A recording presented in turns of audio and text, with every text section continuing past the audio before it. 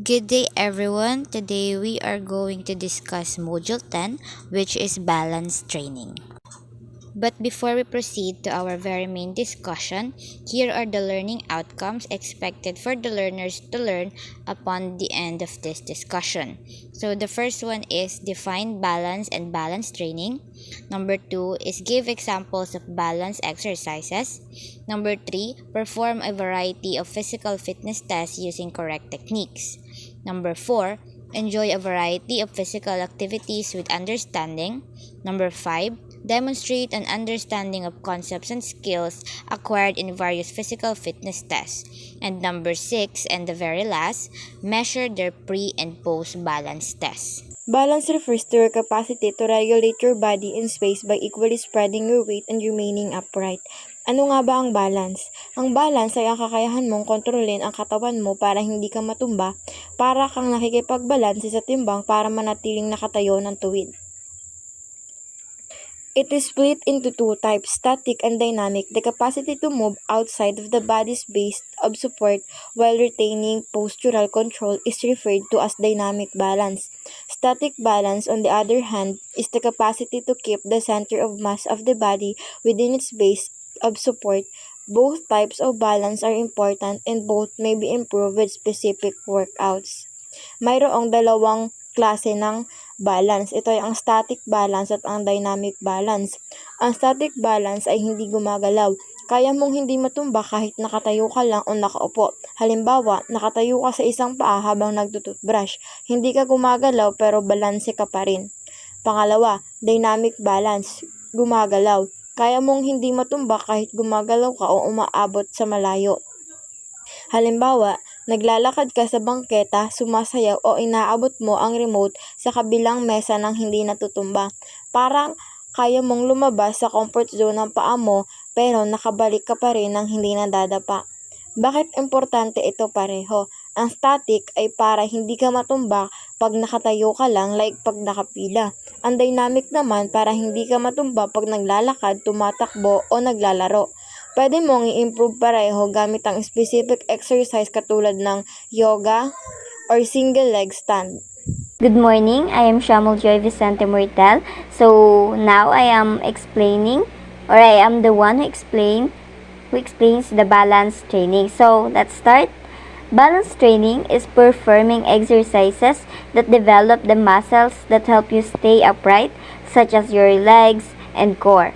Balance exercise, along with muscular strength, muscular endurance, cardiovascular speed, and flexibility exercises, is one of the 6 types of exercise. Balancing exercises assist you to have better control over your body when participating in sports or physical activities. You will acquire stability, coordination, and mobility. Walking, for example, can help you preserve your balance since it keeps you on your feet and moving. Your physical activity program should include balance training as well as physical exercise and strength training. So, based on the book, balance training is a type of physical exercise designed to improve your ability to stay stable and control your body's position, whether you're standing still, moving,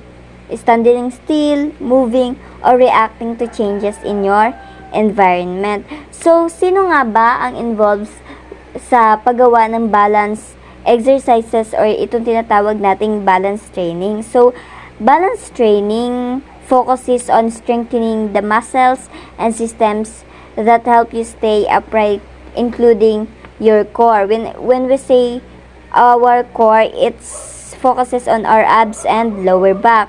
Next is our legs, especially the ankles and hips. And the last one is our nervous system, which identified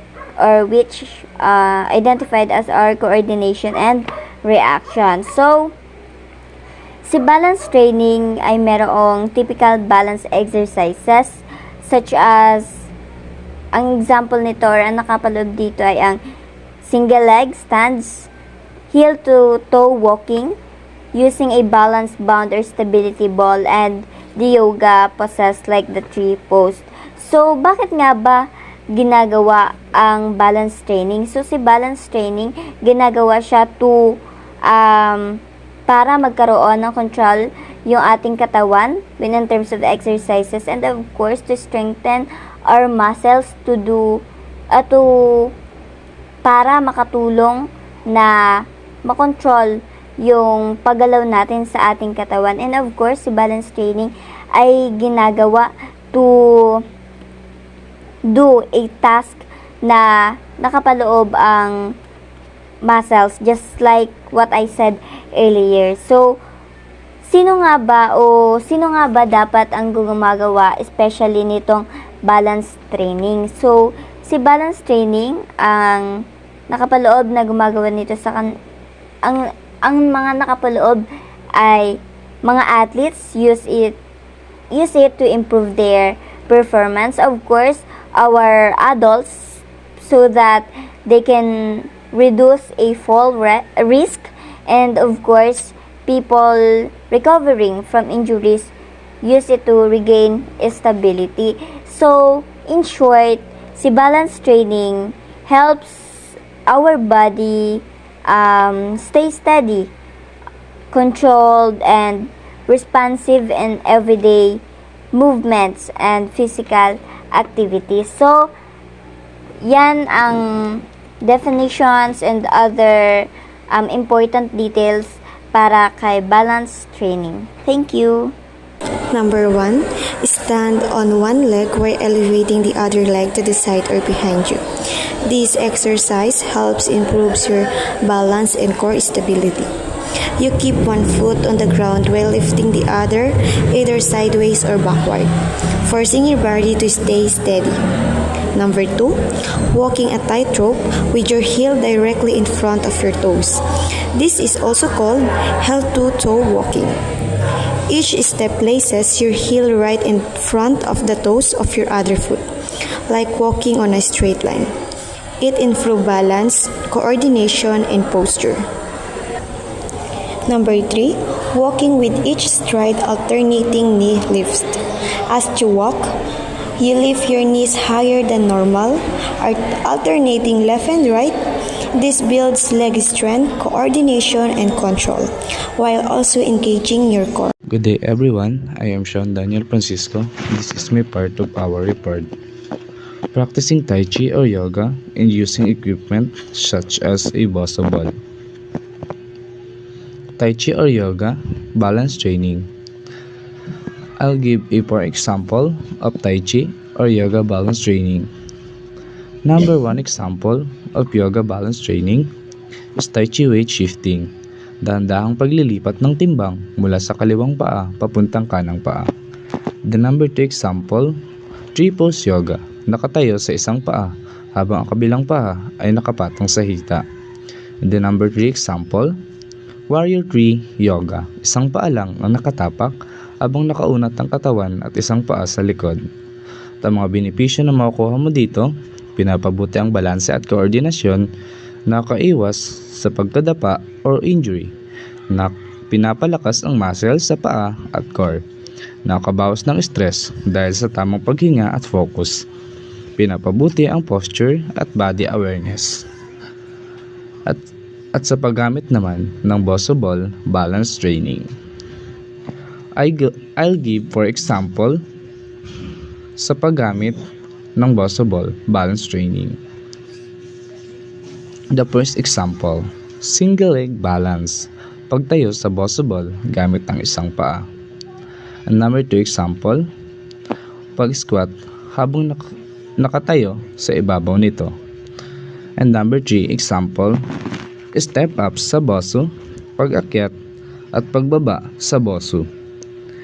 And the number 4 example, plank sa Bosu o yung paglalagay ng kamay sa siko o siko sa Bosu habang nakaplank.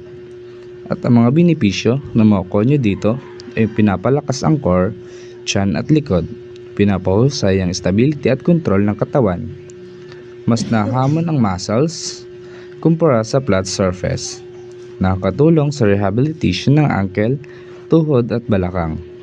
Pinapabuti ang reaction time at coordination. Now, let's talk about benefits of balance training.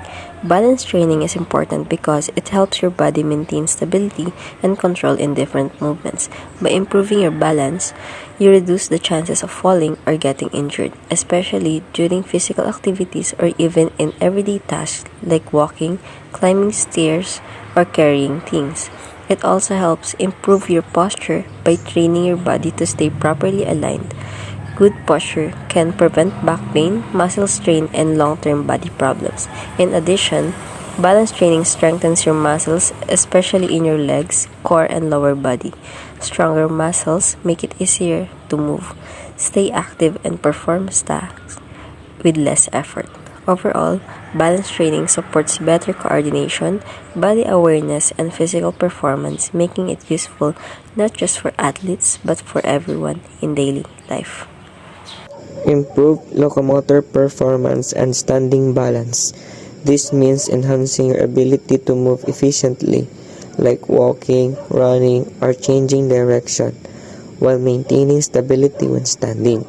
It helps prevent falls and allows smoother, more controlled body movements in daily activities. 2. Improve dynamic trunk control, sitting and standing balance and movement.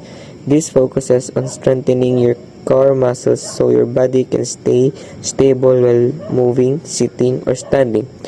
Better trunk control allows you to shift positions, reach, and perform tasks without losing balance. 3. Enhancing physical performance.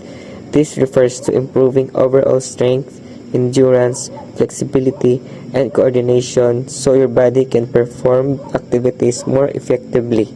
It helps you to do tasks with less fatigue and greater efficiency. 4.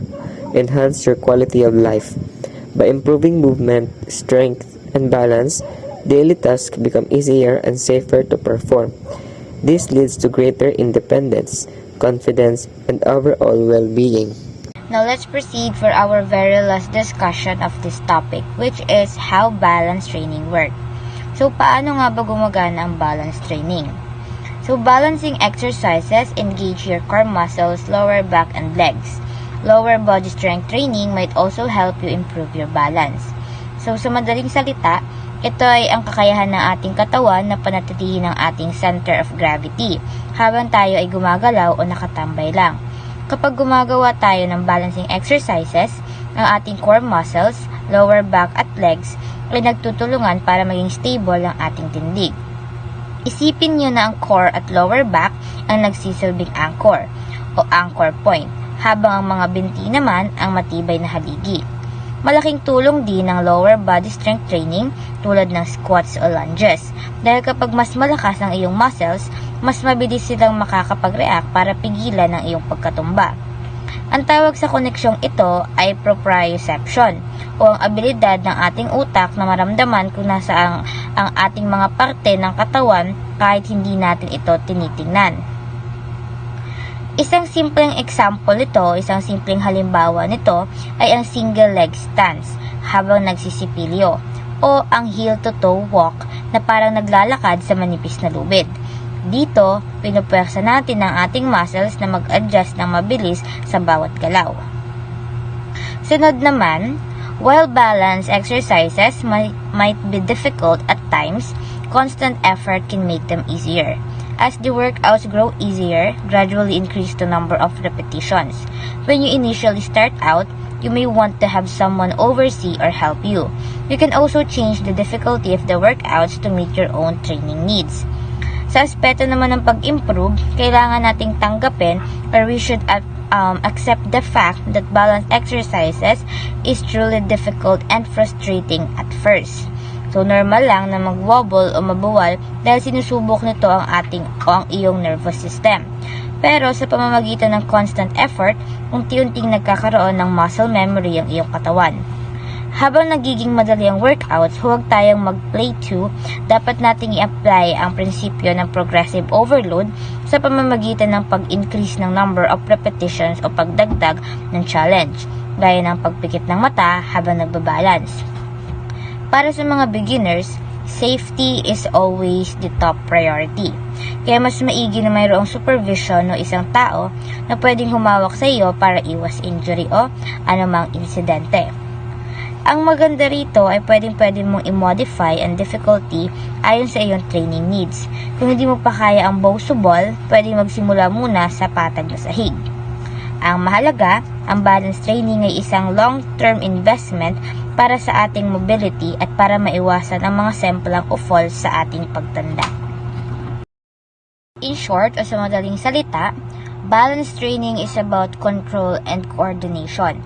It's not just about standing still. It's about strengthening your core, legs, and mind to work together. That would be all for our discussion of this topic. We hope that you learn a lot with this video presentation of our group. So that would be all. Mabuhay mahal tanat. Thank you for listening.